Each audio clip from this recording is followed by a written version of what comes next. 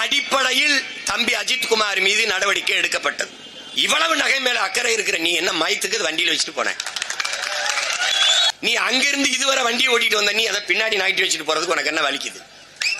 அஜித்குமாரை தனியாக அழைத்து சென்று அடித்து விசாரியுங்கள் என்று உத்தரவிட்டவன் எவன்? அதுதான் இங்க தெரிய வேண்டியது.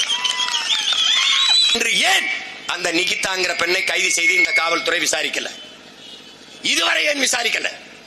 இதுவரை ஏன் அவர் கைது செய்யல? அவன் செத்த பிறகு அடுத்த நாள் எஃப்ஐஆர் போடுற காவல்துறை உலகத்தில் எங்கேயாவது உண்டா?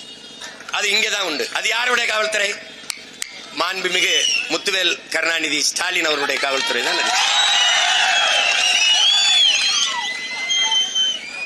அஜித்குமார் அவர்களின் மீது குற்றச்சாட்டை வைத்த பெண் நிகிதா என்கிற அந்த பெண் யாராவது தன் முகத்தை மறைத்து பேசியது உண்டா? இவர் என் நகையை திருடிவிட்டார் என்று சொல்ல வருகிற பெண்